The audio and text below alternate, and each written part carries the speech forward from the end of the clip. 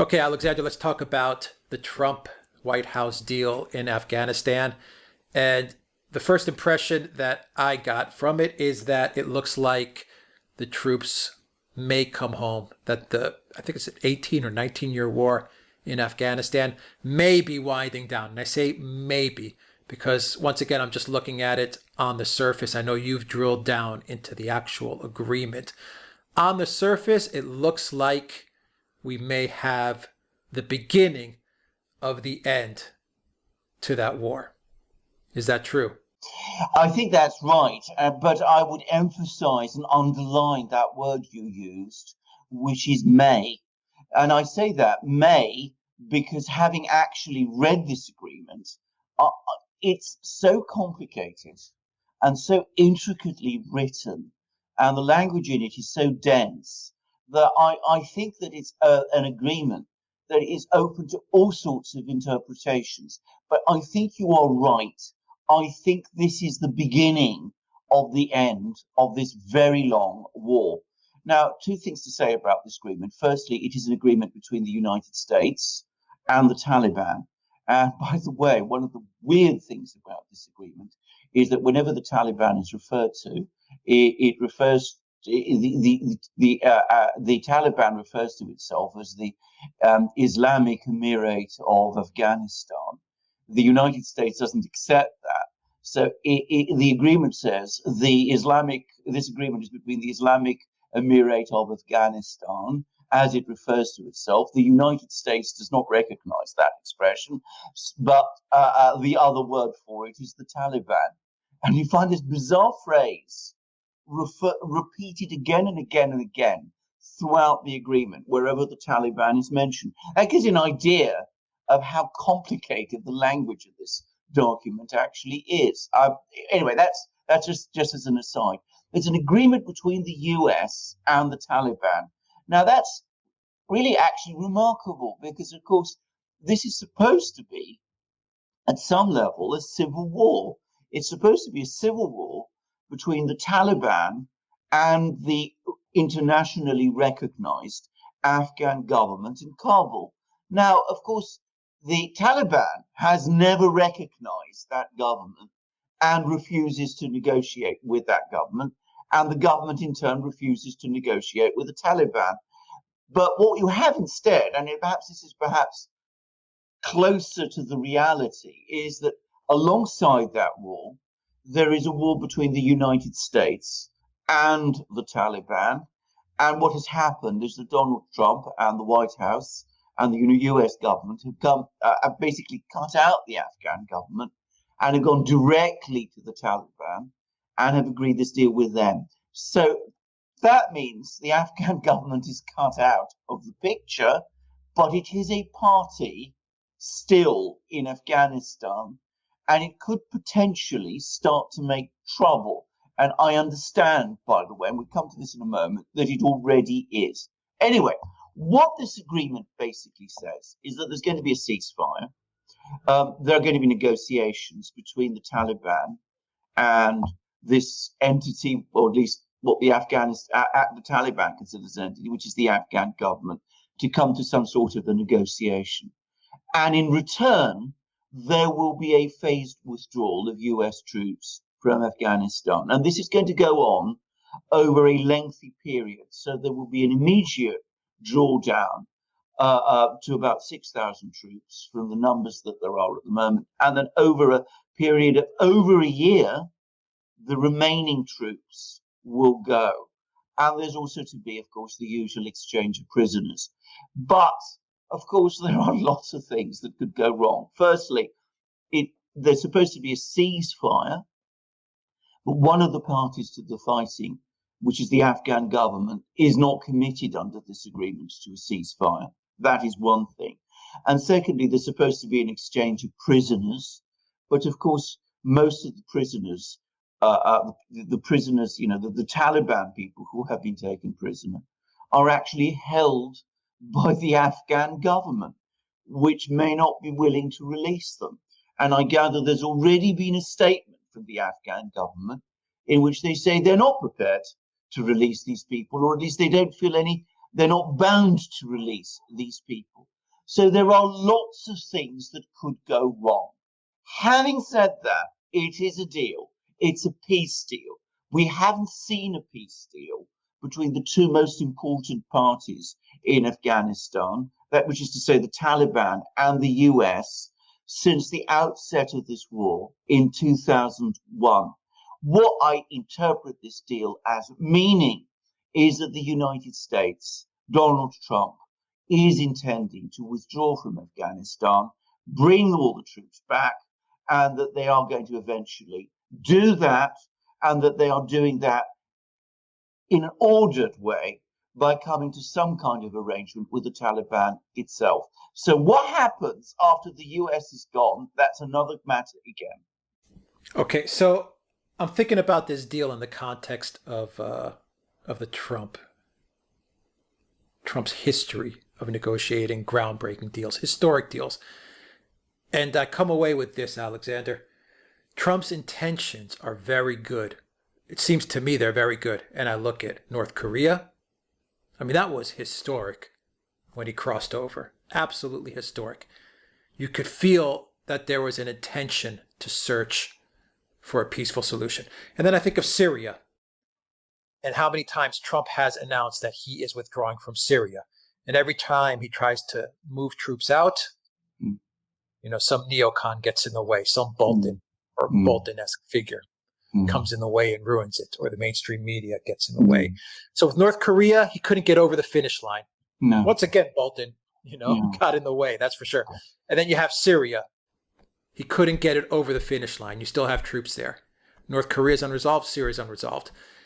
Is this where you would place the deal with the Taliban? How would you place this? Do you think it has a good chance of heading the way of those two previous deals? Or do you think perhaps this one has a better path towards getting over the finish line and actually getting all the troops out, 100% gone back home? I think your comments are extremely astute. I think that you're absolutely right. I think both with respect to Syria and with respect to North Korea, Donald Trump had genuine intentions to move forward, and he was defeated by the bureaucracy in Washington. I think there is a major difference with this particular deal, and this is that he's actually got it in writing. He's actually managed to hammer out an actual written deal with the Taliban. Now, it's very complicated. Lots of things could go wrong. There's ample opportunities for people in Washington and in Kabul.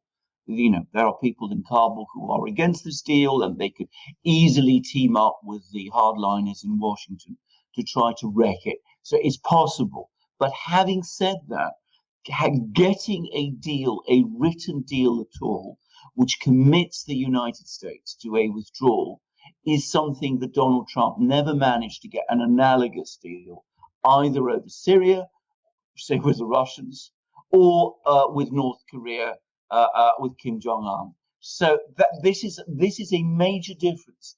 And I'm going to make a further point, and it draws directly from the point you said. What has made this deal possible?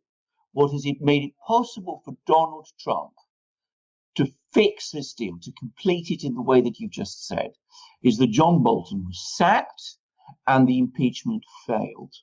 That's left him in a much stronger position to make deals of this kind than he was 3 or 4 or 5 months ago. So that's the fundamental change that has happened. And I think he's always wanted to get the troops out of Afghanistan. I think he basically wants to get the troops out of Syria. I think, just as you said, he wants to deal with North Korea. He's done it over Afghanistan. It's lots of things could go wrong, but let's hope he sees it through. He's able to get it done this time, and let's hope that building on that, he'll be able to return to the crisis in North Korea and the crisis in Syria and come to comparable deals there in his second term, assuming he's re-elected. But you're quite right. There will be people in the Washington bureaucracy who will oppose this. One further thing I would say is that I don't think that the deep state in Washington is quite as emotionally invested in Afghanistan as they are in with the North Korean crisis or with Syria. I mean, they're obsessed still, I think, with achieving regime change in Syria. They're obsessed still with forcing the total disarmament of North Korea. I think that with Afghanistan, it takes a very hard line, very extreme, very fanatical person to see this war in Afghanistan as anything other than a liability for the United States. Yeah, it's been going on forever, it seems. Absolutely. But and I also think that there is a very fanatical portion of the swamp that doesn't want to pull out of Afghanistan. There's a lot of people in Afghanistan that don't want this either because there's a lot of money in play. There's a lot of money and there's a lot of drugs. Mm-hmm. And I don't want to get too conspiracy theory as we do this video, but you could go all the way back to the Clintons and the fact that there was a lot of drugs moving from Afghanistan into Kosovo and from Kosovo to the United States. And there's a lot of people that theorize that Bill Clinton was behind the whole operation. So I also think there may be an element of Trump kind of sticking it to this fanatical group here. And I say that because do you think Trump learned something from Syria and from North Korea as he was hammering out this deal? Because it was done very quietly. There wasn't a lot of press. It kind of came out of left field almost. I mean, it did. No one was really talking about Afghanistan. There was no tweets. It was very quiet. And then all of a sudden, bam, you have a deal with the Taliban. There was some news, about a month ago that, yes, we'd be open to talking to the Taliban. Yes, we're negotiating with them. The Taliban, we'll sit down with them. And there were some talks. But all of a sudden, you had a deal. It seems to me that Trump is learning something here as he's going along as president of the United States, because he kind of really stuck it to the swamp here. And he did it in a very quick, bam, like a very fast fashion, almost like a knockout blow with this deal. So they don't have much time to react. Well, I think that's exactly right. I think that's entirely true. If what Trump used to do is that he would announce his intention to do something that would give the swamp, the deep state, the blob, call it what you will, time to mobilize, time to organize angry headlines and articles in the media, time to get various senators and all those people coming out on television, on MSNBC and CNN and talking about appeasement and Munich and betrayal and doing Putin's bidding and all that kind of nonsense, and then faced with all of that, Donald Trump would have to retreat. And we've seen that time and again. This didn't happen this time. And in fact, on the contrary, as you rightly said, he kept very quiet. This whole negotiation, very uncharacteristically of every administration, by the way, that I can think of, was conducted in almost complete secrecy. We had Khalizad, the US representative, meeting in Doha with the Taliban. We'd known these negotiations were going on. The rumors were that for a long time that they were at an impasse. And in reality, suddenly out of nowhere, this deal is sprung. So that really was a surprise. So, he's learned that. I think he also learned back in the summer that he wasn't going to get anywhere unless he got rid of people like John Bolton, who are in the National Security Council. So he sacked John Bolton. We know that he's in the process of sacking lots of people in the National Security Council. He's apparently appointed someone to go around sacking people from all parts of the US government who've been disloyal. And this has created some anger, and I think it's entirely necessary, by the way. So, he's finally getting his act in order in that respect. And can I just make a point? The timing of this for him could not be better. He promised his base in 2016 that he would end the endless wars. And, he's now got a deal for the first time to do that, just that, with the war that's gone on the longest and which has cost the most money. I mean, the amount of money the United States has spent on Afghanistan is literally, I believe, it runs into the trillions. I mean, that's unbelievable, but it's true. I mean, I remember years and years ago, comparing how much money the Soviets spent on their war in Afghanistan, which only lasted half the time, and comparing that with what the US has spent. There's a minuscule drop. I mean, I think they spent about they spent the amount in Afghanistan over 9 years that the US spends in a period of something like 2 weeks. I mean, it's costs absolutely phenomenal sums of money. Quite a lot of American troops, by the way, have been, either killed or injured. Not as many as Russians. But then, of course, the Russians had to fight against a war in Afghanistan where the other side was being equipped by, a rival superpower, which was the United States. The US has never had faced that, and yet its struggles in Afghanistan. The war has been unpopular, and the objective is unclear because Al-Qaeda has been driven out of Afghanistan. It's become very clear that the Taliban have no time for Al-Qaeda anyway. They consider them extremely, dubious people, and they've always made clear that their interests go no further than Afghanistan itself.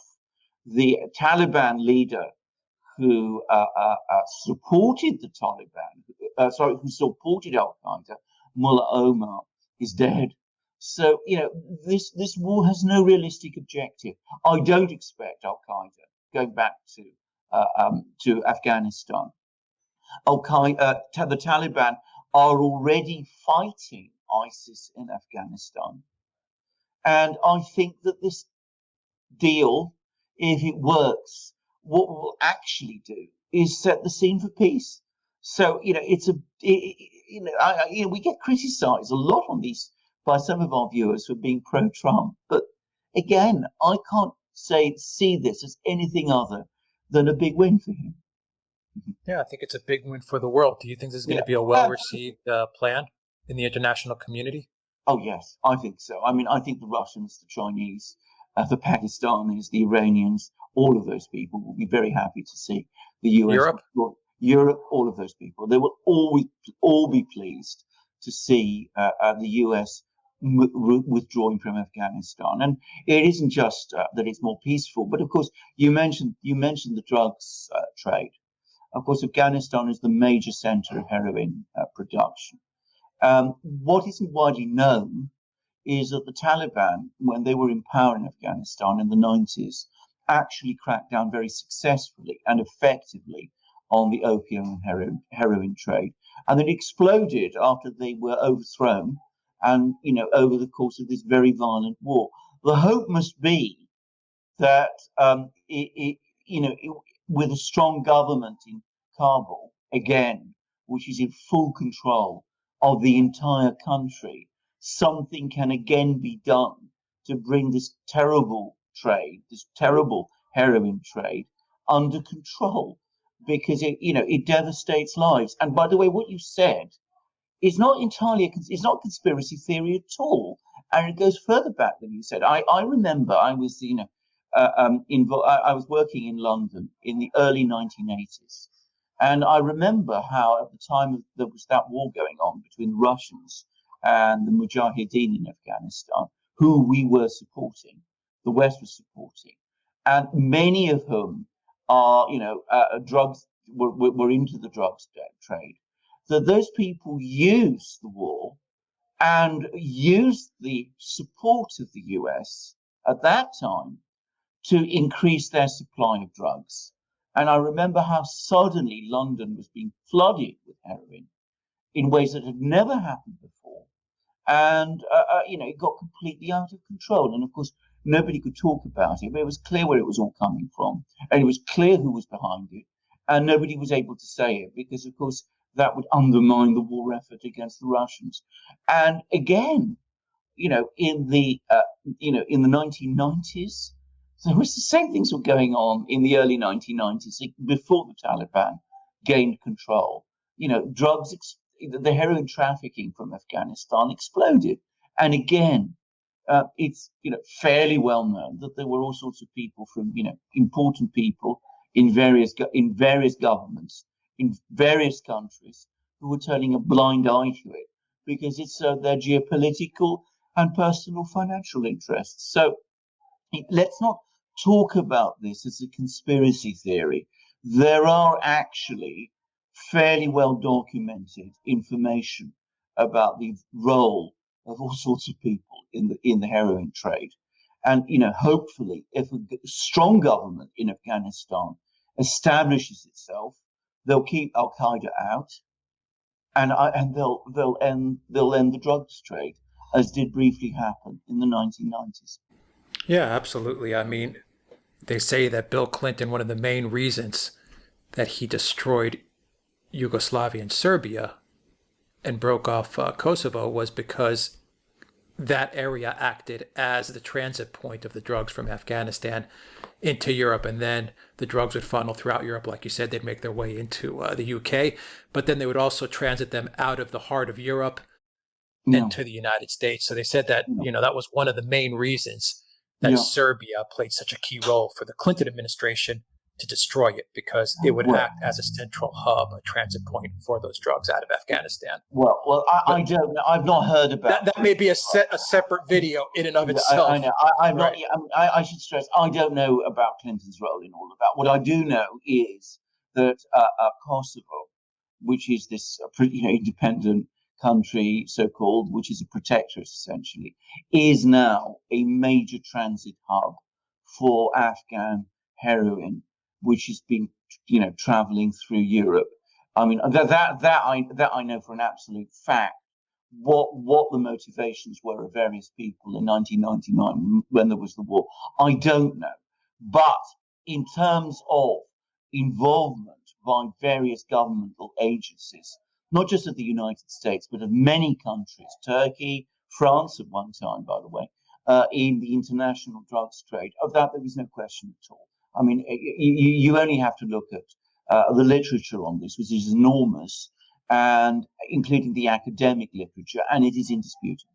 Yeah. All right. Alexander Mercouris, Editor-in-Chief of the Duran. Thank you very much, guys. Click on that subscribe, smash that like, check that subscribe button, because YouTube unsubscribes people all the time, and they unsubscribe you without your permission. So check your subscription to our channel so you can get notified when we push out new videos.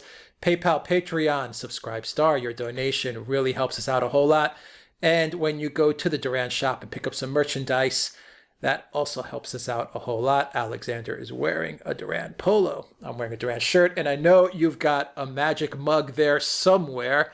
Indeed, I do. I have the one with the coat of arms of Moscow, which shows you there. You can see him, St. George, slaying the dragon of fake news and untruth, which is what we try to do on our programs. I should say this particular magic mug is my wife's favorite, so I don't always have it because she's usually drinking things out of it. Now, I'm going to say something else, by the way. I discovered something absolutely amazing about our magic mugs, which I was completely unaware of until recently, and which shows how amazing they are and how magical they are. Because, of course, they are wonderful mugs. They hold lots of tea and coffee or beer, if you like, or even champagne, as I once tried. And they're beautifully made, and they're amazing porcelain, and they don't chip or break. And they're the best mugs I've ever had. And I've said that always and many times. But I just discovered just the other day when I left some coffee in my magic mug, and I decided to heat it up in the microwave. So I put my mug in the microwave, which you shouldn't do, by the way. It's a horrible way of reheating coffee. You shouldn't reheat your coffee anyway. But anyway, I did that. And to my astonishment, when I sort of went in to take it out, I found that the mug itself was hot with the coffee inside it, but the handle was not. It was absolutely, firm and easy to handle. So, it shows you how magical these mugs are. You can even put them in the microwave and bring them out, and they're absolutely perfect. But having said that, don't do it. Not because it does any harm to the mug, but but because it's terrible for your coffee and tea. It tastes frankly disgusting if you ever do that. But I was in a hurry and I needed my caffeine shot. So anyway, you see how amazing our magic mugs are. And as Alex correctly said, our polo shirts are fantastic too. 100% cotton, beautifully made, extremely comfortable, perfect for nice bright days like the kind we're having today in London, but also cold wet days, and also for all other kinds of weather. I was wearing mine on the Alps when it was snowy there, so it's perfect in all seasons, all places and all seasons, and you can certainly wear it as I have done in the most stylish and elegant locations. So these are amazing polo shirts, and we don't just have polo shirts, we also have t-shirts, long sleeved and short sleeved, of the same phenomenal quality, and they're incredibly hard wearing. I mean, I've had my shirts now for over a year. I wear them all the time, and that none of them, it's quite amazing actually, they're all as good as new as our mugs are. So that shows you how good these shirts are. We also have v-neck shirts, we have hats, hoodies and stickers.